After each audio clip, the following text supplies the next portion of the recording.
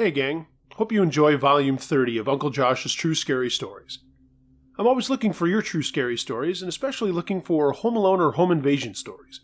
Send anything you've got to unclejoshtruescarystories@gmail.com. Now, let's get it on. Shadowman Knocks Me Out by Pissed Caucasian. Now, I don't believe in ghosts. Sorry all of you that do, but I don't.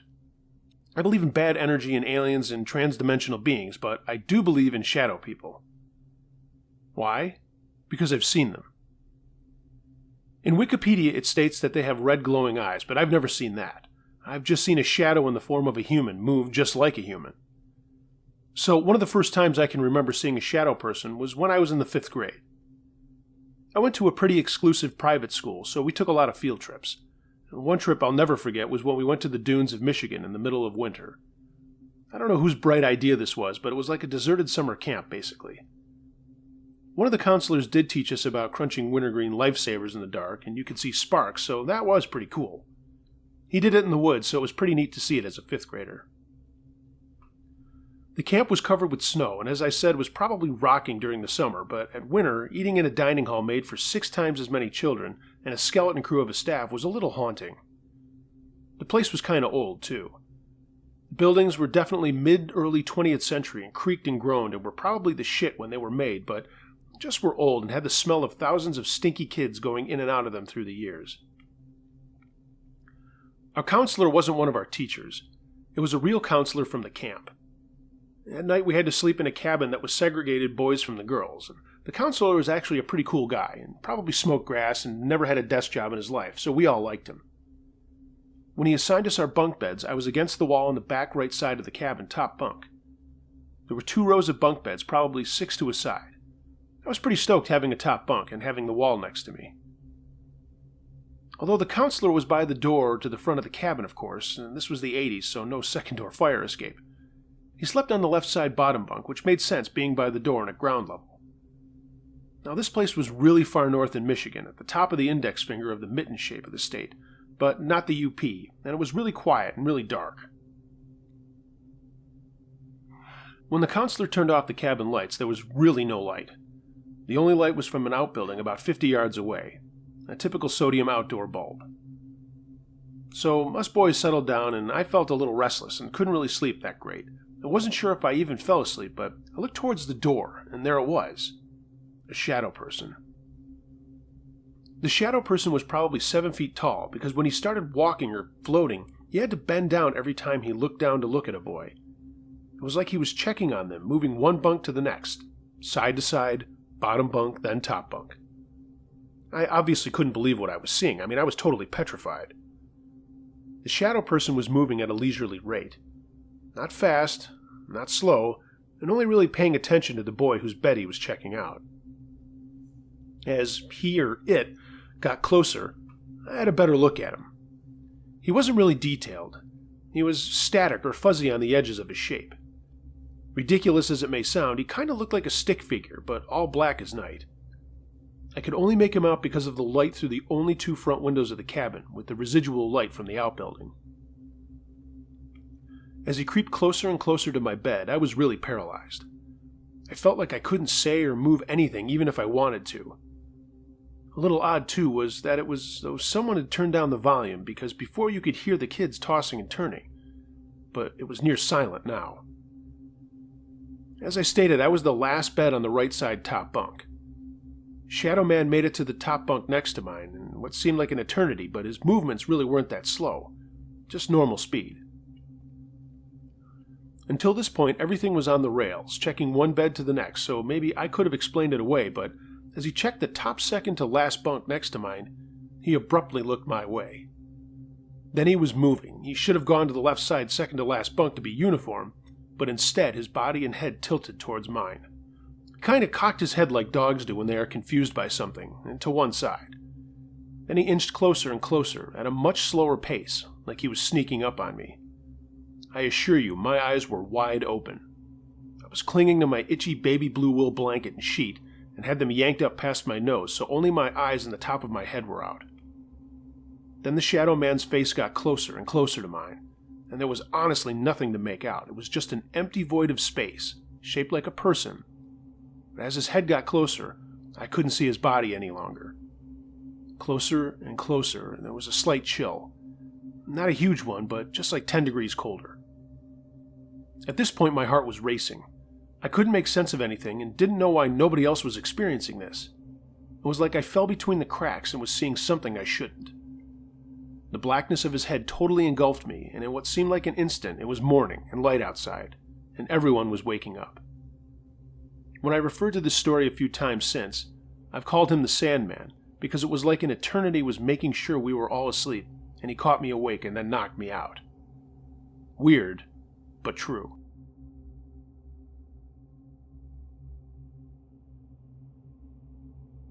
The House on Stella Avenue, submitted by Alice. My parents bought this house in the mid-'80s, and it was built in the '30s, and not much was done to the place. Upstairs wasn't finished, the floors were slats, and there was a small room in front. It had a wall with a doorway. We all knew it was once owned by bootleggers. My parents used it as a storage area, and one corner they had a small bed. Only people who lived there were my parents and one of my sisters. I visited Mom while Dad was at work, and she said she heard what sounded like two people talking back and forth upstairs during the day. And she was the only one home. She had told Dad, but he didn't believe in ghosts. Mom just carried on what she was doing. Now, when you entered the kitchen, to the left there's a little hall. The stairs went up around the corner, and I visited Mom another time. She said she'd heard a girl crying on the stairs. I sort of stood there, not quite believing, but I asked her, "What did you do?" And she said she had told her to shut up. And she did. Even my sister had an experience upstairs. Her bed was in that small room, and her bed was put against the window facing the street. Early one morning, she said, she woke up fast and was laying on her side, and she had both her hands together, but she felt a presence behind her. She said she fought the urge to turn around. It was like it wanted her to see him, her, it, and then an arm went around her shoulders and tapped her left hand 3 times. It was just all black like a silhouette, and anyway, she said she fell back asleep. On another occasion, I was downstairs in the far room facing the street. I was doing a jigsaw puzzle, and out of the corner of my eye, I saw my cat being lifted up, and all of a sudden she was tossed onto my puzzle. It happened so fast I couldn't quite believe what happened. The cat shot out into the kitchen, and sometime later, it was sitting on a kitchen chair facing the hallway to upstairs. I saw her fluff up like she was electrocuted. She's part Persian. She was staring into the hallway, hissing, and then she took off. Well, I guess it was my turn. Now it was the early 90s, and I was having supper, and Mom asked if I wanted to stay overnight. The only place to sleep, though, was upstairs. There was a small bed near the little room my sister was sleeping in. She had still braved out her encounter. I remember it was February, and it was very cold out. Upstairs wasn't winterized, so it was cold enough to see your breath. Well, I put the light on in the hallway, and Mom waited for me to go up the stairs and get in bed, and I had to yell down to her to shut the light off. When you walked up the stairs, there was a window with no curtain on the right. The moon was very bright, and it shone into the room. I thought it was odd, but it still was a neat thing to experience. I fell asleep in bed, and some time later, my eyes popped open. Why I was like that, I don't know. So I'm still laying in bed, and I could turn my head to the left or right, but I couldn't move the rest of me. I noticed the moon still shone brightly, so I turned my head to the right, and there was an apparition standing there in front of the doorway to the small room my sister was in. Well, my brain computers what I was seeing, but the logical part was refusing what I was seeing, and I kept telling her to go back to bed. She was in silhouette and had on a granny nightgown, full sleeves and down to her ankles, and she had very long hair. As I said, the moon was very bright, and when it was on her, it just showed one side, and she was all white, and the other half was in black. No facial features at all. I kept saying to what I thought was my sister, "Go back to bed." I repeated it a few times, but she didn't move. She just stood there. Again I said, "Go back to bed." Well, the apparition stood there looking at me, and she glided up a foot, still looking at me, glided over near the window, bent down and picked up a blanket, I thought, and still looking at me. I just couldn't come to grips with what I was seeing. Again I said, "Go back to bed." At that she straightened up, glided over to the side of my bed, bent forward, and again I couldn't make out any facial features. Her face was about 2 feet from mine. I grabbed my blankets and put them over my head, still saying, "Go back to bed!" I was screaming at this point. Then I felt arms over my face. I felt the pressure, and I thought I was going to die. It felt like a real person was doing this. But then it released its hold, and I tossed the blankets off my face, still laying there. She glided back to her original position, and again I said, "Would you go back to bed?" And at that moment, my sister in the other room said, "What?" When she said that, my heart took off. My adrenaline kicked in and I shot out of bed. But what creeped me out the most was, in order to go into my sister's room, I had to go past this apparition. And as I ran past, I felt her elbow brush my shoulder. My sister said she heard me say, "Get back to bed" a few times, but I thought I was dreaming. I just sat on her bed shivering, my teeth chattering, and I was shaking like crazy. By the time I sat down on my sister's bed, the apparition was gone. When I got under control, both of us went downstairs and told my mom. She had heard me yelling too. Shortly after that, we had Mom get the house blessed. My mom and dad have since passed, and the house was sold, I think, around 2010, but when we had driven by a few times, it had been put on the market at least 4 other times since. I sometimes wonder if any entities are still there, but I guess I'll never know.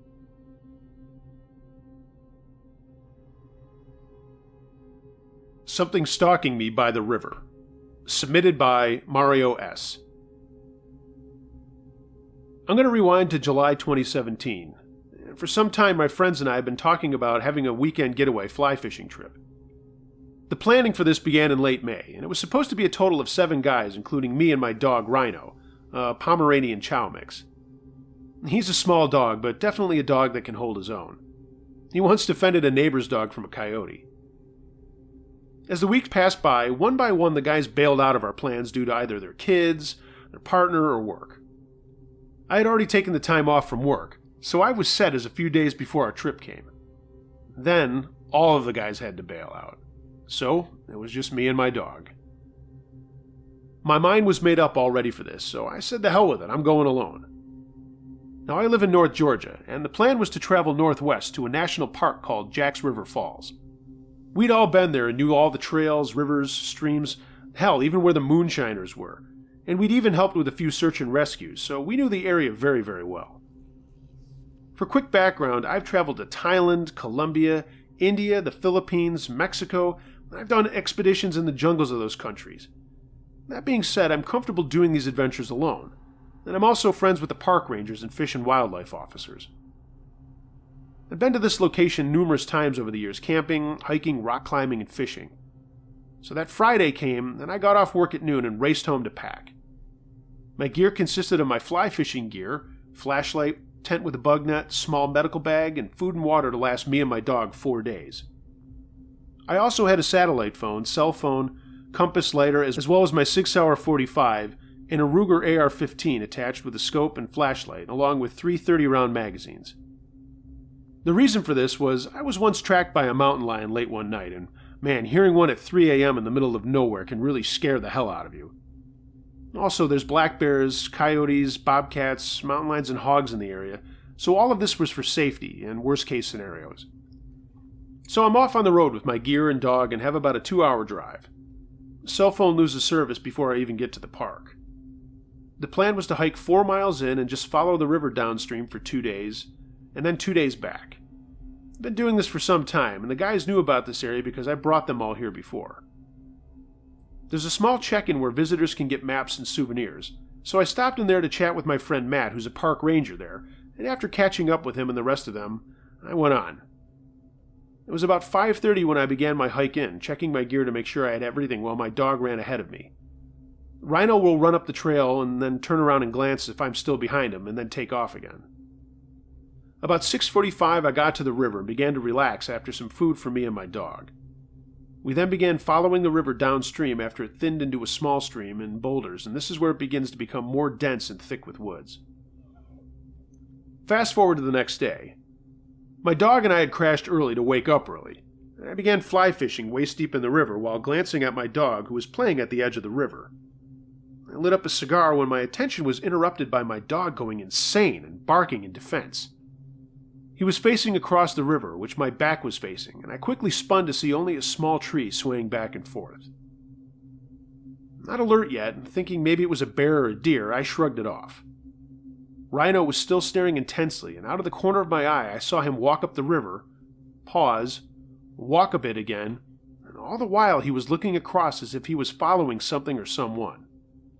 I damn nearly got bit by him because I was able to come up behind him and surprise him by telling him, "Let's go." I almost had to pull him along as he was still looking across the stream with intensity. Thinking it was someone with a dog but still becoming aware of the situation, I quickly took notes to myself, longitude, latitude. At 9:30 a.m., I packed my gear and began trekking downstream, again with Rhino running off and looking back. Throughout the day, I cast my rod and caught a few rainbow trout, only keeping the ones of good size to eat. And this went on for the remainder of the day. When the sun sets out there, it gets dark really fast, and I mean very dark. I and anyone else who knows will tell everyone not to hike during the night. So I pitched my camp, lit a fire, and I cooked the trout that I had caught. The night sky was full of stars, and Rhino was away eating his food. I mean, fresh caught fish is definitely recommended. 11 o'clock came and I decided to crash, so I put the fire out and crawled inside my tent. It only took minutes to fall asleep. I awoke. My dog was quietly growling, so I gently petted him and shushed him and dozed off again. Moments later he jerked up and faced the tent flap.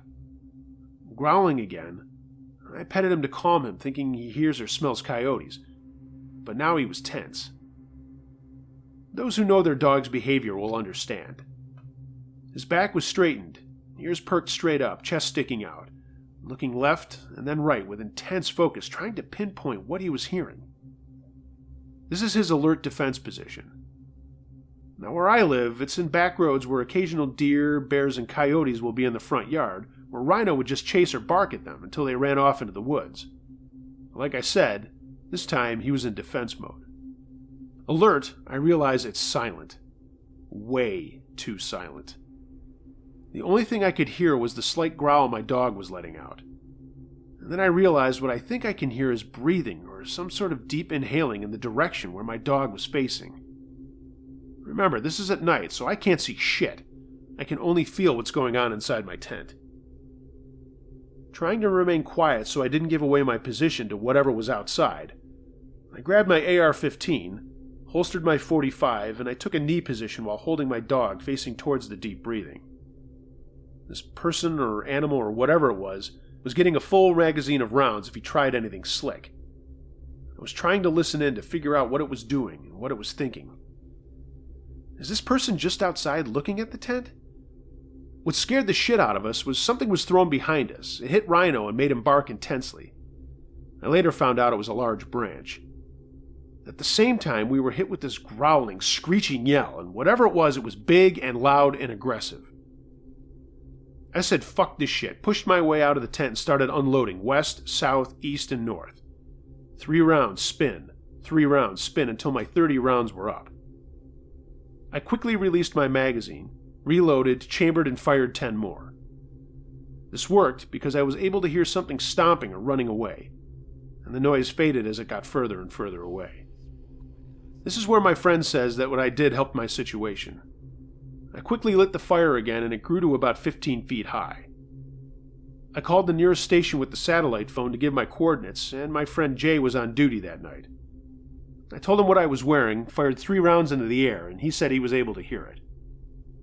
A tip to those with smartphones. Depending on your phone, you may have a setting app which is called an SOS setting, and it works the same way as the emergency call. What SOS is you press the power button 3 to 5 times, and who you have set as an emergency contact will receive your SOS text, or coordinates, and some phones take audio, pictures, and video recording even. Once this was done on my phone, I fired 2 shots about every hour to make sure whatever this thing was would know I was armed and in defense. I kept the fire roaring while keeping attention to Rhino's behavior and where he was facing. In the distance, I could hear screeching and tree branches being broken. Now, I can't exactly say what I saw because I honestly didn't see who or what it was. but awake and alert with my .45 with 8 rounds in it and my last 30-round magazine for my AR-15, I just waited till sunrise next to the fire. Once the sun was out and I put the fire out, I began my run back to the checkpoint. Only with my guns and my dog, I left all my gear behind to carry less weight. A 2-day hike was made in 14 hours. Beaten, tired, exhausted from carrying my dog, I sure did get a lot of weird looks by the visitors and park rangers. But I didn't bite my tongue, and I didn't sugarcoat anything to explain what the hell just went down. Matt and the rest were just listening with focus and had me point on a map where it happened. Jay also had the coordinates I'd given him the night before, so that gave an exact location since it was off the trails. After discussing things and agreeing to go back with 7 others later that day, I showered and slept for a few hours. Leaving Rhino with one of the rangers, we headed off on ATVs. We got there a lot faster, of course. When we got there, my camp was a wreck. The tent was torn, my gear was all over the place and broken. At that point, I was thinking it was some inbred moonshiners or poachers. Matt pointed out the broken trees to the east and trails of blood leading off deeper in the woods. I sure as hell wasn't going to track that trail. Since there wasn't much to do, we began to head back, but Matt stopped me after everyone had left and he looked me dead in the eyes and said, "You sure as hell got lucky last night, because a lot of others haven't been so fortunate." He went on to explain about reports of large animals coming near, but only as a blur as they were moving so fast. Animals or wild inbred poachers, whatever they are getting put down. After a few months of playing this over and over in my head, Jay and Matt brought it up while playing pool and having drinks, and he mentioned your channel. The reason I shared this is to let people know when traveling alone and in the woods to let a group of people know where you're going, and that way everyone knows for sure. Give them your location, what you're wearing, and whatever is in your surroundings, such as a river, trees, what kind of trees, hills, mountains, what coordinates you started at, and keep track of where you are. Honest, in this case, if it weren't for my dog Rhino, I wouldn't have woken up. I was really tired and in a deep sleep. Who knows what would have happened if he was left at home? Would I have been ambushed or hurt? All of this plays in my head. I keep telling myself the guns are what kept us safe. With all these shootings and laws going on, I know there's a debate back and forth about guns, but I highly suggest anyone to have one. Train and practice your shooting and get comfortable with it, because this may be what keeps you and anyone else around you safe. Use defense and never joke with it. I've only been back to that river a few times, but with friends, and of course Rhino. I still have him, and he still goes everywhere I go.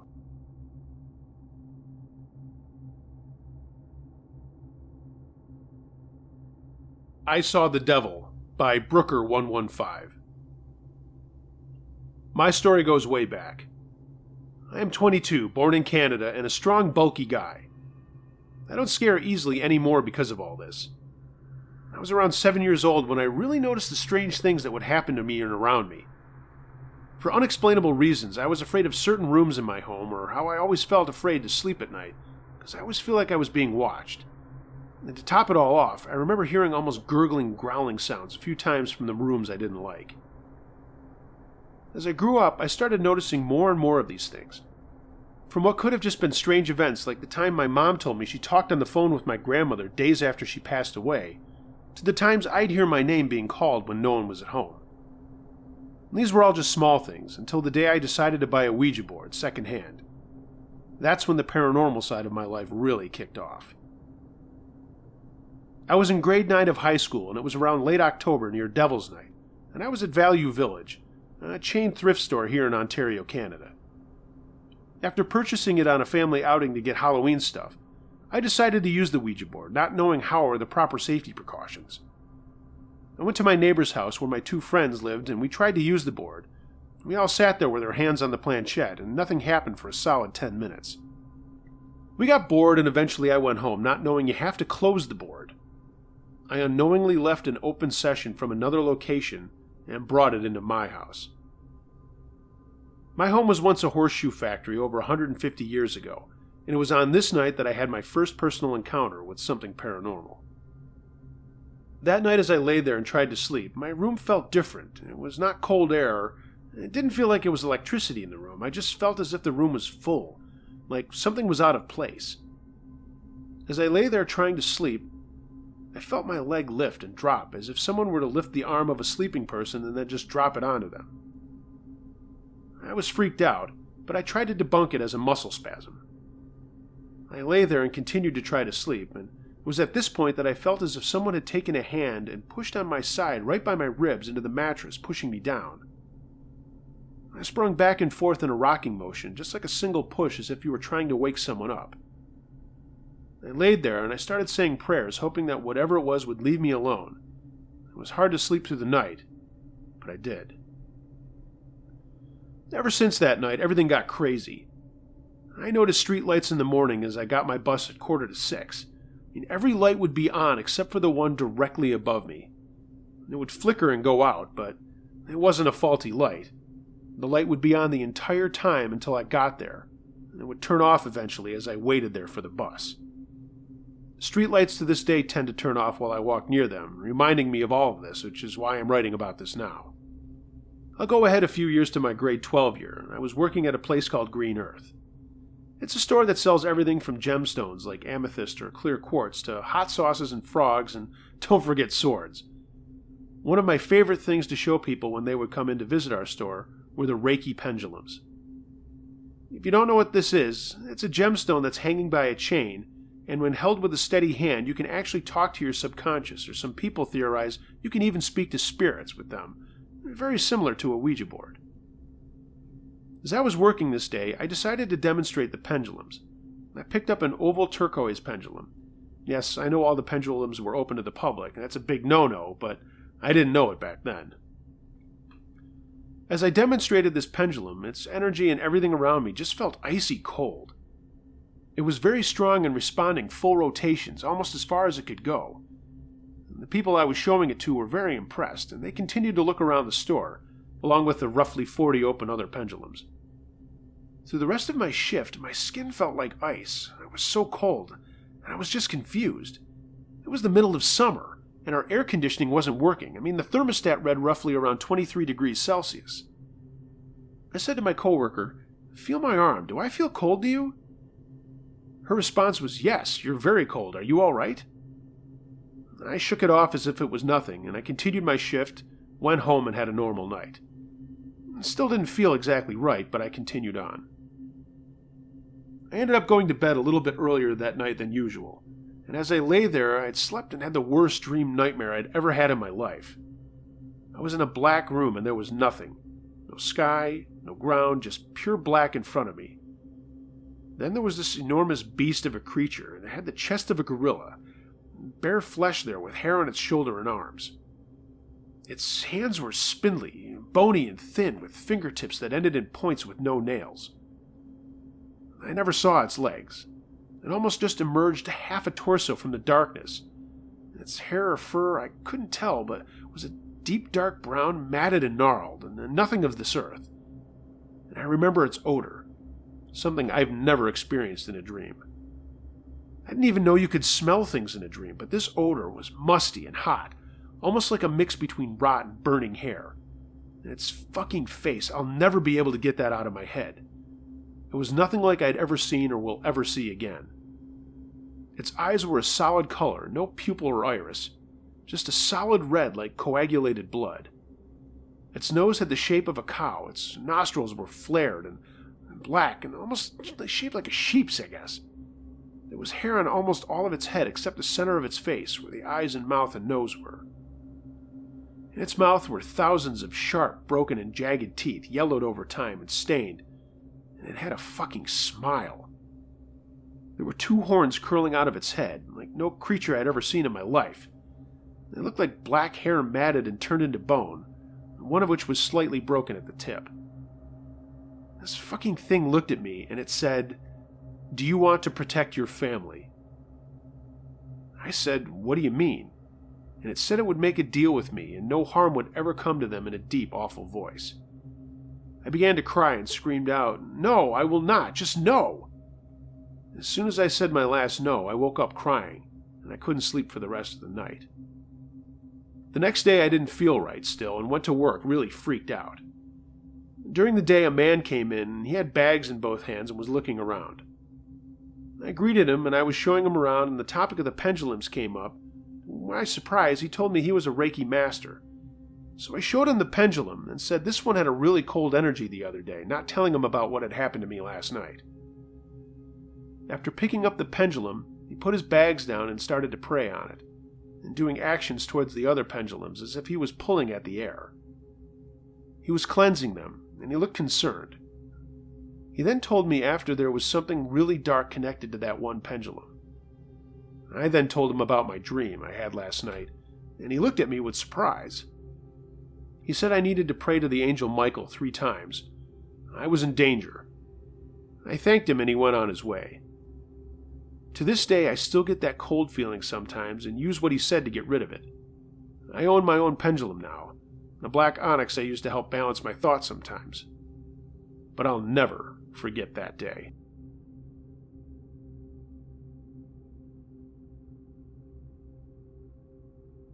The Textile Mill, submitted by Don Ho-Ho. I heard the story about the subway in Ohio, and I thought I'd share my crazy experience exploring an old textile mill in the town I grew up in. This was in the 80s, and the place had been closed for a few years for reasons I don't know. It just sat on the edge of our town, empty and dark. Everybody knew it was off limits, but that never stopped people from going in there and partying and screwing around. I had been inside with my brother and his friends a couple of times, but I had never been in there with my little gang of friends. One summer evening, we were doing the usual kick the can and were planning on playing a flashlight game called Gestapo. I grew up in Massachusetts, and this summer it was really hot. We were all kind of just sitting on the lawn of my friend Kelly's house. There were 5 of us, and we were waiting for another group of guys to show up to play the game, but they never did get there. It was just getting dark, and a guy we called Taz brought up the mill. Kelly, Riley, me, and Joe were all 12, and Taz was 13. He said screw the game and that we should go check out the mill with flashlights and how fun and scary it would be. We knew we weren't supposed to be in there, but this was right at that age where we were all kind of pushing the envelope with our parents, smoking cigarettes and stuff like that. Everyone wanted to go except for Kelly, but we badgered him until he finally said okay. The rule in our neighborhood during school nights was home half an hour after the streetlights came on, but in the summer most of us were allowed to be out until 10. Taz had 2 flashlights we were going to use for the game, so we thought we were all set and started to walk towards the mill. There was a creek that ran alongside it, and we thought no one would see us if we followed it and then went up in an embankment to get to the big building. By the time we got there, it was very dark. The moon was out in full, and I remember how creepy the empty parking lot looked as we crossed it, looking for an open window or some other way to get in. Taz was in the lead, and while there weren't any close-by homes, we were trying to be as quiet as we could. After skirting the mill for a bit and finding nothing but boarded-up windows, we finally found a door that seemed a little ajar. With some pulling, we wrenched it open with a loud screech, and one by one we went in, me being the last guy with the other flashlight. Once inside, we saw that we were in a short hallway that led to a huge open room where we thought most of the machines must have once been. We split into 2 groups to check things out. Taz had one group, and it was me, Kelly, and Joe in the other. I found another door with a staircase going up, and we went to the 2nd floor into a bunch of old offices. There wasn't much there, just a couple of chairs and some old filing cabinets and papers and crap scattered around the rooms, and Joe picked up a piece of concrete and hurled it at an office window behind us. It smashed loudly and scared the shit out of us. "Cut it out, you dick," said Kelly loudly, and Joe just laughed. We went back downstairs to catch up with Taz and Riley. We could hear them talking in another room down a hallway from the big open room, so we went to get them.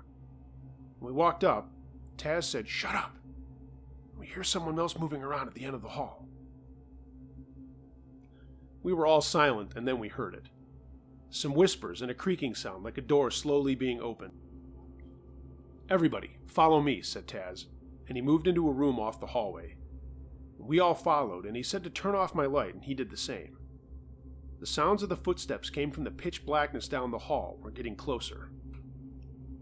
We crouched there, full of adrenaline and fear, and hoping it wasn't the cops or crazy people just looking out the doorway. I saw 3 shadows darker than the already dark hallway move past us and out towards the big room. I couldn't tell if they were other kids, older men, or ghosts at this point, but I could feel Kelly shaking with fright. And Kelly was our token scaredy cat. Suddenly, there was a loud whooping coming from the big room, and there were some crashing sounds as whoever was out there was whipping rocks at the ceiling lights and breaking them into pieces. We heard one voice say, "Hey Bax, watch this shit!" My heart sunk. If it was who I thought it was, we needed to lay low. Bob Baxter was a 16-year-old bully, and he was always in trouble with the cops and beating up little kids. Crashing went on for a while, and we knew we had to get out of there before they saw us. Taz volunteered to go down the hall and see where they had come in, but came back after 5 minutes saying he couldn't find anything. The yelling and laughing and crashing kept going on, so I crept up to the big room in the dark to see if I could see where they were. They were far away on the other end of the big room, so I went back and told the guys we could get out without them seeing us if we moved fast. That was the plan, and we all went to the edge of the hallway, and while those idiots were in full swing of their destruction, we snaked along the wall farthest from them towards the door to the hallway out of the building. We got right up to it, and there was a startled yell. One of the guys with Baxter had been in the hallway taking a piss, and he yelled out when we came barreling around the corner at him. "What the fuck are you kids doing in here?" he yelled. "Hey Bax, get over here!" The crashing and laughing stopped, and a voice called out, "What? There's some little shits in here, come on!" I took no time to yell, "Run, follow me!" and I took off for the stairs back up to the offices. Yeah, real smart. Everyone followed me, and we could hear the pounding of feet as the older guys were chasing us. I ran down the hallway looking for a place to hide, and not in the direction Kelly and Joe and I had gone earlier in the night. I burst into a room, and the first thing that I realized was that it smelled terrible in there. The second thing I noticed was that we were tripping on soft objects laying on the ground, and a few of us fell to the ground too. The sound of running feet were coming towards us, and I turned on my light to see if there was another door out of this room. And there was, and I yelled for the guys to follow me again. I opened the door and ran inside, and oh shit, it was a dead end. All 5 of us were in this room with no windows and no doors. It kind of looked like a big utility closet. Then the voices came. "Hey, peckerheads, where do you think you're going?" Taz and I turned our lights to the door, and there was Baxter and 3 of his friends. Well, what's up, fags?" he asked. Kelly started to whimper, and he'd been beaten up by this guy a couple of times, so he was pretty scared. Taz stepped up. "Look, just leave us alone. We were trying to leave earlier." "Oh, is that so?" Dan said. "Did I tell you you could leave? This is my building, I'll tell you when you get to run home to Mommy." He then stepped forward and pushed Taz really hard. "Leave him alone, Dan," I said. "We just want to leave." "Shut up, fag," he said, looking at me. Then he looked at Kelly and started laughing and calling him a crying little pussy. "Come on, man," I said. "We'll just take off." He stood looking at me for a while and said, "No one's taking off anywhere. Get out of that room." What could we do? These guys were all way bigger than us, and it was 5 on 4, but, like I said, they were way bigger than us. I slowly walked back out to the other room, and the others followed. That's when we heard the shuffling. Taz and I waved our flashlights around the room, and the soft things we had tripped over were moving and getting up. Taz looked back at the 4 bullies with eyes wide open. Even they looked startled. The things were actually men, homeless guys that had been squatting there. 2 of them stood up in the light of our flashlights, with the other 3 in the shadows. These guys had knives, and one said, "That's right, no one's taking off." And he laughed this creepy smoker's laugh. They were all really ratty looking and smelled bad. One on the side grabbed Joe and asked him if he sucked a mean dick, and I knew we were in serious trouble. As the homeless guys started moving closer to us, something funny happened. Dan and 2 of his buddies sprang into action and ran at the 2 guys with knives. The rest of us stood rooted in shock for a minute before realizing this was our only way out, and we all ran at one homeless guy or another and started swinging and kicking. Even Kelly got in on the melee. The older men weren't that strong or tough, and we were putting up a decent game of squash than they were expecting. It was nothing but adrenaline and swearing and punching at anything in the room. I looked at the open door and yelled run for the second time that night, and everyone stopped beating the shit out of these guys, and we all tore ass out of there. Down the hallway, back downstairs, and out the door we came in. No one yelled, no one screamed. It was just nothing but heavy breathing and footsteps until we got back to the creek. Everybody was there, the bullies and our little gang. We all sat down on logs or rocks and just tried to catch our breath. Dan was next to me and he pulled out a pack of cigarettes and handed me one, and I took it. We lit up and he punched me in the arm and said with a smile, "That's for hitting me back there, you little shit." I smiled too and knew it was going to be okay. The 9 of us just sat around talking for another half hour about what had happened, and one of Dan's buddies said that we were okay kids. And we never got hassled by those guys again. In 2012 or somewhere around there, I was visiting my parents at the holidays and went out to a bar with my older brother. There at the bar was Dan Baxter, looking much older than he should have. I went over to him and introduced myself, and in his alcoholic stupor, he didn't recognize me. I asked him about the night in the mill, and he broke into a huge smile, saying, "Oh yeah, that's right. I still owe you for that punch, you little shit." We had a Boilermaker, and I said goodbye, and that's the last I ever saw of him. I'm glad he remembered, because that was one scary night for all of us. Who knows what would have happened had we not fought back. Good times, man. Scary, but good times.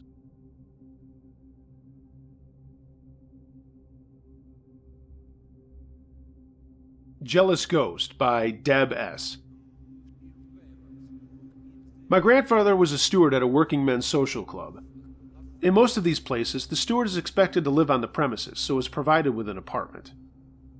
As a young child, I remember feeling very disturbed when in the living room, and I had an intense feeling that someone was not just watching me, but glaring at me.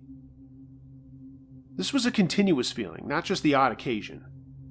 In fact, one Christmas Eve, we were staying over at my grandparents', and my parents discovered me awake, huddled in the corner of the bed because I had needed to visit the bathroom and had been too scared to leave the bedroom, cross the living room to get to the bathroom. Now, this feeling of being watched didn't emanate from the living room. It came from the kitchen. You felt watched from the kitchen, even when the door linking the kitchen to the living room was closed. Anyway, eventually the club had the apartment remodeled and everything was completely switched around. I was much more comfortable in the new living room and kitchen, but now the feeling of oppression was felt in the corridor leading to the new bathroom and the bedrooms. I avoided going down the corridor as often as possible, and on a couple of occasions had to turn back and run back along the corridor to the living room. I find it difficult to describe the feelings you get, and I can only really describe it as oppression, darkness, and maybe even hate.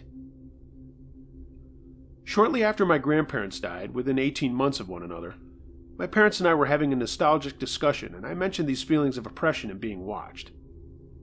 My mother gaped at me and then fessed up that she had also had those feelings. It was at this point that my father reminded us of something that really stopped us in our tracks. The corridor down to the bedrooms and the bathroom had, before the remodeling, been the kitchen. Not very startling, maybe, but the steward my grandfather had taken over from had been imprisoned for stabbing his wife to death in the kitchen. I really don't know whether these feelings of oppression and darkness and hate were simply an imprint on the atmosphere of a terrible and violent crime, or whether it was the spirit of the wife of the previous steward. If the latter, I can only speculate from these feelings of watching and hatred that she was terribly bitter about the violent way in which her life was taken from her, and envious of those who still had the life she had lost.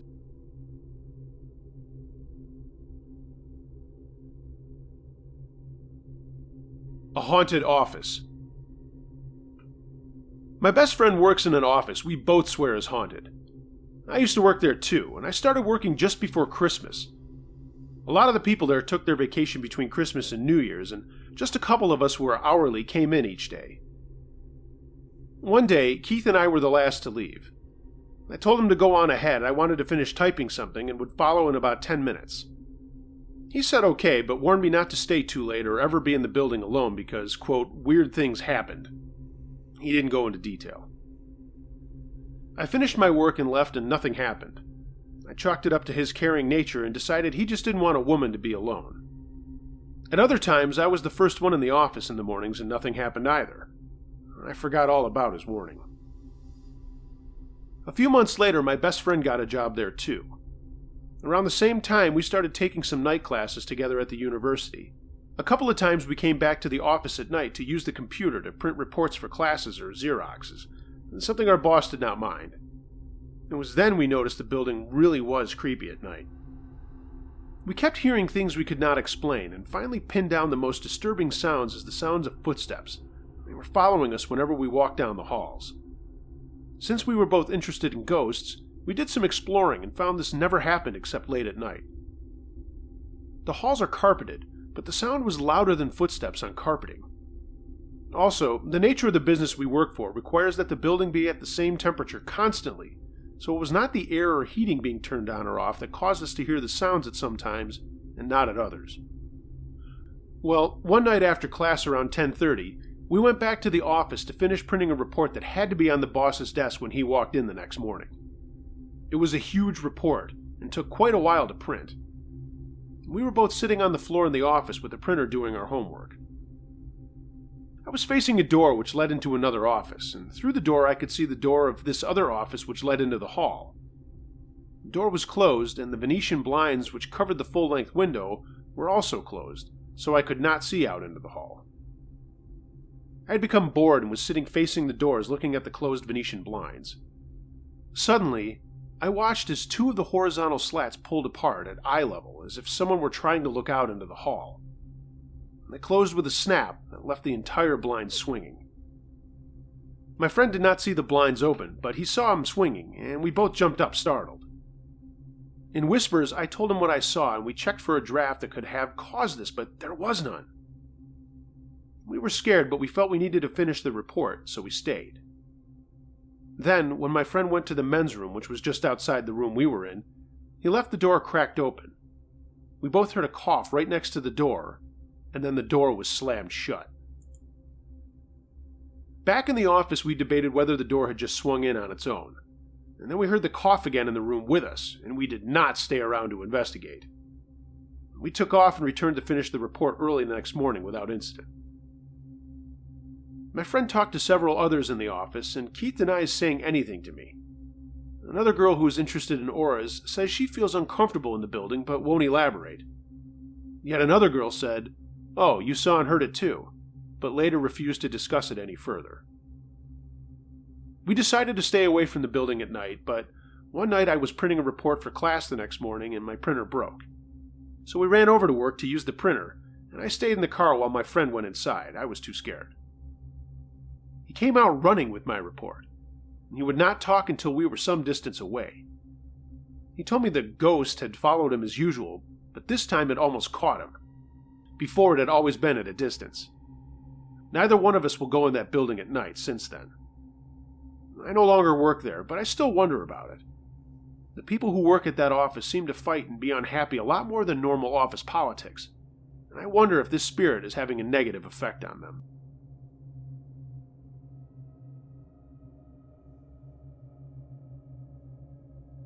Hirata. Submitted by Sickle241. This story is 100% true. Sorry it's long, but I've never told anyone, and I'm sharing it to get this off my chest. This happened to me right after I graduated from college. I was looking for some adventure, and while I knew I could get a job at my uncle's business in sales and marketing, I thought that would be boring. I wanted to do something crazy. I could settle down with that stuff after a trip or something. I had saved some money, had recently broken up with my girlfriend, and that's a story in and of itself, and I went online looking at places I could travel. I chose Japan as it looked awesome. My uncle had some business contacts there, and he said they'd probably be happy to help me out and show me around, so I asked him to let them know I was going to visit. The flight was long, but I was excited, and it was even more exciting being on my own for real for the first time. I knew a little Japanese from a course I took at college, but I figured I'd be able to pick up a little more just to get by just listening. I got there and checked into a modest hotel and just crashed. Man, I was tired. The next day in the afternoon, I called a man named Kaito that my uncle knew, and he asked me to come to his business to meet with him. He told me how to get transportation, and away I went. Kaito was a nice man, and spoke very good English, and showed me around his company. It was a small chip manufacturer for computers. I asked him what places I should visit, and he had me write down a list and then asked if I would like to have dinner with his family that night. I said sure. We went to his home in Azabu, a very upscale neighborhood outside of Tokyo. He introduced me to his wife Hana and his daughter Hirata. Hirata was my age and was drop-dead gorgeous. And I'm not talking like a guy with an Asian fetish. Man, she was just beautiful. Long black hair and the bluest eyes I had ever seen. Dark blue eyes. I ate with them and we talked into the evening, and then thanking them all, I said I would let them have their family time. Kaito told me to call him later in the week, and I said I would. He walked me to the door and gave me directions how to get back to my hotel, and we said goodnight. As I got into the elevator to go down, someone jumped in as the doors were closing. It was Hirata. She asked me if I wanted her to take me around to show me the sights, and I dumbly said sure. I mean, are you kidding me? I'm in Japan with basically a supermodel taking me around. She gave me her number and I put it in my phone and told her I'd call her the next morning. The next day she came to my hotel and I met her in the lobby. We probably looked odd on the street together, me being a 6-foot white guy and her being a 5'5" little sprite. We went to so many places that first day, museums, markets, you name it. We had lunch and talked about what we wanted to do with our lives, and she was studying business to one day take over for her father. The next few days were more of the same, but I noticed every day she was doing more and more to be closer to me. Day 2, she held my hand everywhere I went. Day 3, she wanted her arm around me at all times. I'm not going to lie and say I didn't like it. On the 4th day, we were in Shiba Park, not far from her house, and we kissed. I thought that was something very taboo in Japan, and I'd heard PDA was very looked down on. She only laughed and said it was okay because I was an American. I was falling fast and hard for this girl. I met with her father again that next Friday, and he took me to another business friend of his to get me some more exposure. He was younger than Kaito, and only a few years older than me. We toured his building, and he asked me how I liked Japan, and I said I loved it, and that Hirata was showing me everything. At this he frowned a little and said, "Hirata?" I said yes, and he looked at me for a minute before saying, "Be careful."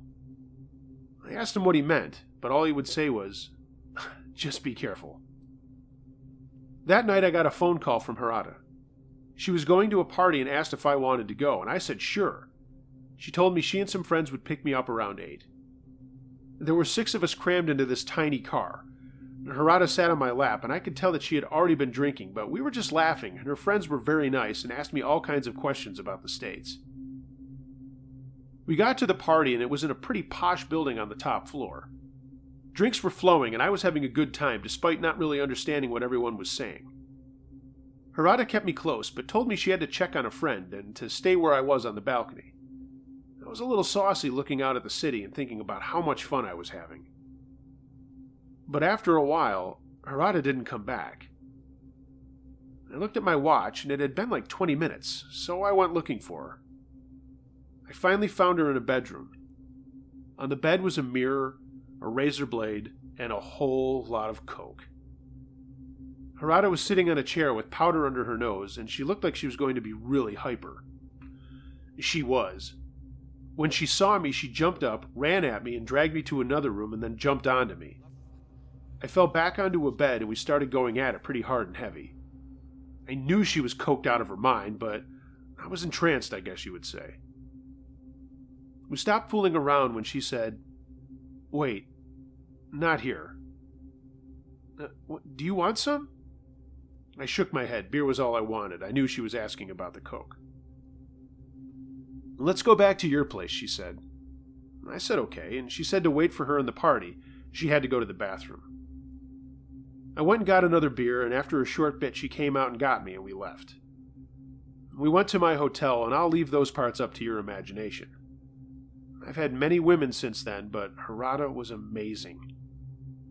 She left in the middle of the night to go home, but said she would come back tomorrow to be with me. I fell asleep and didn't wake up until late morning, and there was a knock at my door. I figured it was hotel staff and went to it. I saw nothing through the peephole, so I opened the door with the little bar across it, and there were 3 men standing there. "Hirata," one large man said. She's not here, I replied. Hirata, he said again, and I shook my head and said she wasn't here, I'm sorry. One of the guys in back opened his jacket, and I saw the grip of a pistol. I put one hand up and said, I don't know where she is. What's this all about? They had no idea what I was saying, and I said the one word I knew. Keisatsu? And they all laughed. I was asking if they were police. They stopped laughing, looked at me hard, and then left. I closed the door and wondered what the hell was going on. Hirata called me to tell me she was coming over, and I asked her why there were 3 guys asking for her that had guns. She laughed and said she didn't know, and when she came over, she once again jumped on me before I could ask her what was going on. We were close again. Afterward, she said she was hungry, so we went out to eat. We went to the elevator, and while we waited for it, a fire door at the end of the hall opened. It was the 3 men again. They saw us and started to run towards us, and just in time the doors opened. Hirata pulled me in, and the doors closed just as the men reached it. We went down the 5 flights and burst into the lobby with Hirata pulling me along, yelling, "Hurry, hurry," in Japanese. We ran out of the building and up a street, but I noticed another man at the door of the building give chase. She pulled me into an alley and we ran between buildings until we were on another block. Hirata turned left and we ran and ran until she thought we lost the guy. Then we went into a noodle restaurant and sat down to catch our breath. She was smiling and I was freaking out. "What the hell is going on, Hirata?" She smiled again and just said it was all in fun. Her friends liked to harass her. I gave her a look like what she said to me was bullshit, but she just ordered tea and food for us. Being the stupid young male that I was, I believed her and let it go. But just to be safe, I changed my room at the hotel in case this wasn't a joke. We spent the rest of the day together before she went home again. The next morning she showed up at my room very early and asked to come in. I said of course, and again we spent the day together after having sex. It was late in the afternoon when we went out to eat. I got the feeling we were being watched. Suddenly, I got a tap from behind, and when I turned, it was one of the guys from before. Hirata turned and kicked him in the knee, and again told me to run and hurry. Another chase was on, but up ahead were some other guys, so Hirata yanked me into the busy street and we began dodging cars. I was almost hit more than once on our dash across the street into a park. We kept running, and I could hear men behind us yelling and calling out, "Hirata! Hirata!" I told her we needed to stop, that this wasn't funny. She just screamed at me to run, and somehow we made it back to my hotel. We didn't wait for the elevator, but ran up the fire stairs to the 4th floor, and I quickly opened the door and pushed her inside. I flicked the lights on, and I felt like I had walked into a mob movie. There stood the 3 men and 2 other guys, and they were all holding guns. My jaw dropped, and the big guy just said, "Hirata." She let out a small yelp, and they began speaking Japanese very fast, and I had no idea what was going on. One of the guys pushed me to my knees and put a gun to the back of my head. What the hell is going on here, I thought. I'm 1,000,000 miles away from home. I have no idea what the fuck's going on. Am I about to be shot? After 5 minutes or so, Hirata broke down crying and moved over to my luggage and unzipped a pocket. She pulled out what looked like at least 1 kilo of cocaine and handed it to the big guy. He opened his other hand and she came over to me and reached into my pocket and pulled out a smaller baggie and gave it to him. He said one more word and she burst out crying again. I was tired. I loudly asked what the fuck was going on, and all Hirata said to me was, "This is his cocaine, and I don't have all of it, so I have to go with him." Even with a gun to my head, I said no. I reached into my pants pocket and pulled out about 54,000 yen, maybe $500. I reached out to the guy and he looked at me for a long minute, waved at the guy with the gun to my head and walked over to me. He took the money, nodded at me, and they all left. Hirata was still crying, and she crawled over to me saying she was sorry, so sorry. I didn't know how to feel. This woman had almost gotten both of us killed. She put her head in my lap as I collapsed against the wall, shaking and breathing heavily. Eventually, I picked her up and put her on the bed and laid down next to her. We made love one last time, and when I woke up the next morning, she was gone. I called her phone and there was no answer, and when I called her house, Kaito said he didn't know where she was. She never came home.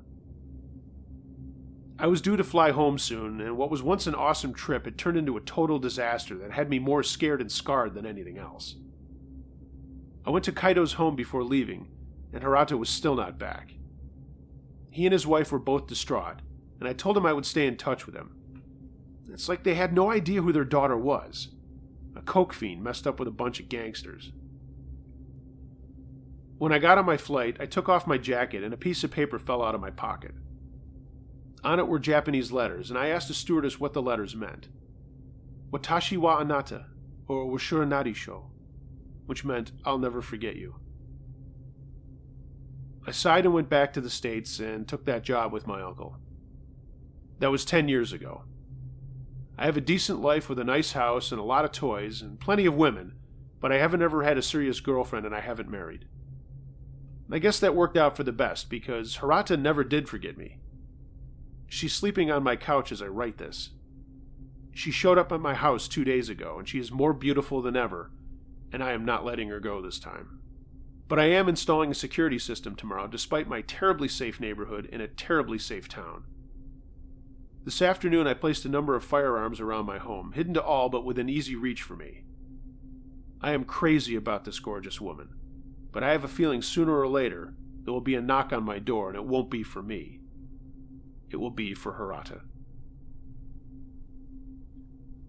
Uncle Josh edit. This story came in late for the Valentine's special, but the author put in a long time to share it, so there it is. He also sent me a picture of he and Hirata, and she is beautiful. I did a reverse GIS and came up with nothing, so I'm inclined to believe he's telling the truth.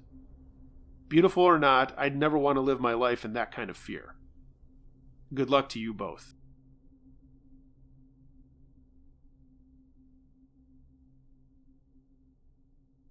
Until We Meet Again. Submitted by Patrick H. To start this story, you'll have to know a little background on me. I'm a 42-year-old man, married with 2 sons, and I come from a Scot-Irish family. We have always been very proud of our heritage, and St. Patrick's Day has always been a time for us to celebrate. My family would gather and do the corned beef and cabbage thing, traditional Irish music, etc. It was the early morning of St. Patrick's Day 2014, and I was standing at the foot of the stairs going up to the second level of our home. The staircase goes up 8 stairs to a landing, and then you have to turn around to go up 8 more stairs to the second floor. All the lights in the house were off except for the light on the stairs. My oldest son, who was 2.5 at the time, was standing next to me, clutching my left leg, and was very nervous. I put my left hand on his head to calm him and said, "Everything's fine." I turned back to the stairs and looked up. I now could hear my youngest son, who was 7 months old at the time. He was crying like he would when he did not recognize someone, and then I saw a person making their way down the stairs. It was a woman in a long white dress with long sleeves. As the person came down, I saw that they were carrying my son, and then I saw the person's face. It was my paternal grandmother, and she looked just as I remember her when she passed away. But as she was coming down the stairs, she was becoming younger. She got to the bottom of the stairs, and I looked at her, not feeling any fear at all, and I said, "Grandma, but you've been gone for a long time now." She replied, "I know, but I had to see my great-grandson on his first St. Patrick's Day." "This has got to be a dream," I replied. She smiled and said, "Sort of," then handed my son to me. "Ellen sends her love, and take care of your sons." She then gingerly put her hand on my cheek, smiled sweetly, and said, "Until we meet again." At that point, I gently woke up, and I heard my youngest crying in his crib, and that same cry. I went and got him and brought him in bed with my wife and me, since I needed to be at work in a half hour anyway. As I laid there with him, I was remembering the dream and was trying to figure out who she was talking about when she mentioned Ellen. It only took me a few seconds to figure it out. Before my sons were born, my wife and I lost our first child at 8 weeks into the pregnancy, and being that early in the pregnancy, we didn't know the sex of the child. If the child was to be a girl, we were going to name her Ellen. I'm not sure how to interpret this. Was it a visit from my grandmother in my dream? I hear ghosts will visit you in your dreams. Or was it just my mind helping me get some closure on my loss? Whatever it is, to my grandmother and my unborn child, until we meet again.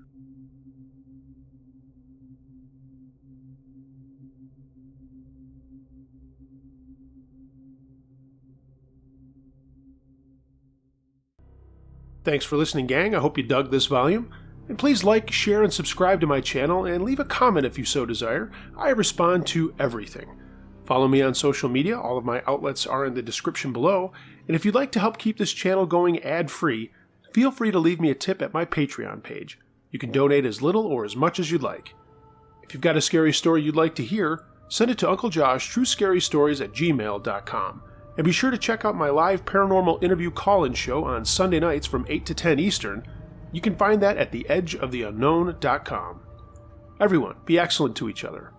And until next time, be wary of things that go bump in the night. It could be anything.